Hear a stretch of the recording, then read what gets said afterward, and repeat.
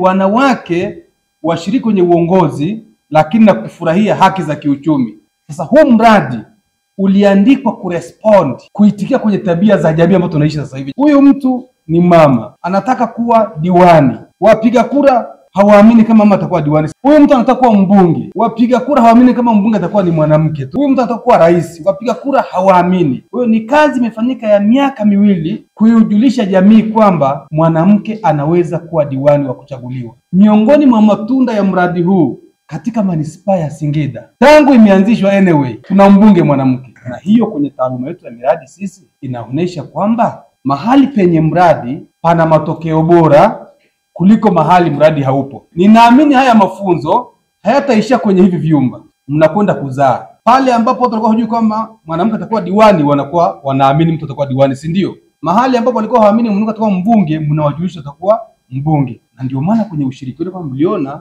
tumealika na asasi za kiraia. Hilo maana yake ni kwamba shughuli zao wanazofanya serikali inazitambua. Na sisi tunaleta synergy, tunaungana na ninyi. Muige kwa vitendo vile ambavyo tunafanya sisi wenzetu huko mjini, na ninyi mkafanye zaidi ya sisi wengine. Na tunategemea mkaleta ushirikiano baina ya serikali na sekta binafsi kama mlivyoona hapa. Kama kuna NGOs zinazofanya mambo ya kina mama, mualike kule Ikungi, kule Mkalama na hapa mjini pia. Lakini pia na taasisi zingine za kijamii. Tusijifungie kwenye box. Na hiyo ndio maana ya mbegu kuzaa 60, 70 hadi 100. Naitwa Irene Bechumila, ni afisa maendeleo ya jamii kutoka ofisi ya mkuu wa mkoa wa Singida, lakini ni mratibu wa mradi wa kuongeza uwakilishi wa wanawake kwenye uongozi na haki za kiuchumi kwa mkoa wa Singida. Sisi mkoa wa Singida tunatekeleza huo mradi kwa kushirikiana na shirika la kimataifa la UN Women katika halmashauri 3, Mkalama, Ikungi na Singida Manispaa. Lengo kubwa la mradi huu ni kuongeza uwakilishi wa wanawake viongozi, lakini na katika masuala mazima ya kiuchumi. Uwakilishi wa wanawake kuanzia ngazi za chini ni mdogo sana. Kwa hiyo mradi umekuja na utaratibu wa kuangalia ni namna gani unaweza ukaongeza huu uwakilishi.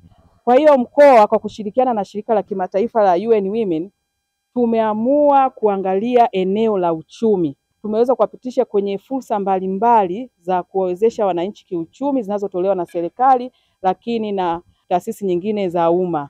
Tumewapitisha kwenye mikopo ya 10% ambayo inatolewa na mamlaka za serikali za mitaa, lakini tumewapitisha kwenye fursa za mikopo nafuu kwa wafanyabiashara ndogo ndogo, pamoja na fursa ya 30% ya manunuzi ya umma. Tukitegemea kwamba baada ya kupata fursa hizi na kuzitumia vizuri watakuwa kiuchumi na changamoto ile ya uchumi itaondoka kabisa au itapungua na tutapata wawakilishi katika vyombo vya maamuzi. Kwa majina naitwa Rigobert Alex Maro, ni afisa ugavi kutoka Mkalama DC.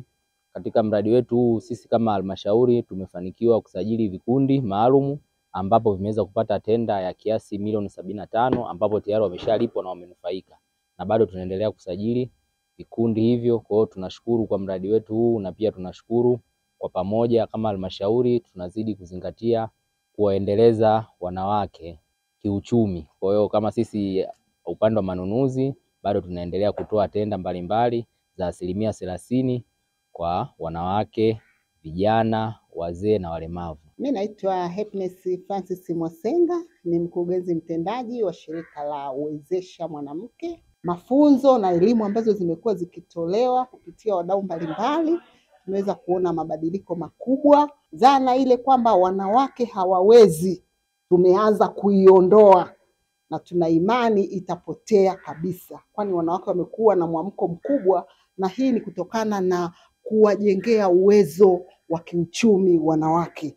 Changamoto ya kiuchumi ndiyo iliyokuwa inapelekea wanawake wengi kushindwa kugombea, lakini wanawake wanapokuwa na uchumi ambao ni imara, wanakuwa na nguvu ya kuweza kusimama na kuweza kugombea nafasi mbalimbali za uongozi. Kwa majina naitwa Selemani Dandi, ni mkurugenzi mtendaji wa shirika linaloitwa HAPA kwa maana Health Actions Promotion Association. Mafunzo haya yamekuwa ni mazuri. Tumeona kuna fursa mbalimbali ambazo mwanamke anaweza akawezeshwa na akaweza kushiriki vizuri kwenye uchaguzi. Tumepata takwimu pia ambazo mwaka huu kidogo wanawake wamejitahidi kwenye ngazi za uongozi kwa maana ya bunge. Wanawake 45% wameweza kuingia kwenye bunge, Lakini pia tumeona hata mkoa wetu wa Singida unaongozwa na wanawake kuanzia ngazi ya mkuu wa mkoa, ukiangalia ngazi ya rasi ni mwanamke. Imekuwa ni chachu pia kwa wanawake ambao wanaweza kujifunza na kuweza kuingia kwenye mambo ya uongozi. Naitwa Shajuma Senge, natokea kata ya Mandewa, mkoa wa Singida. Kwa kweli nimejifunza mambo mengi, hususan uongozi kwa wanawake. Nikiwemo mimi mwenyewe nilikuwa mgombea udiwani kata ya Mandewa.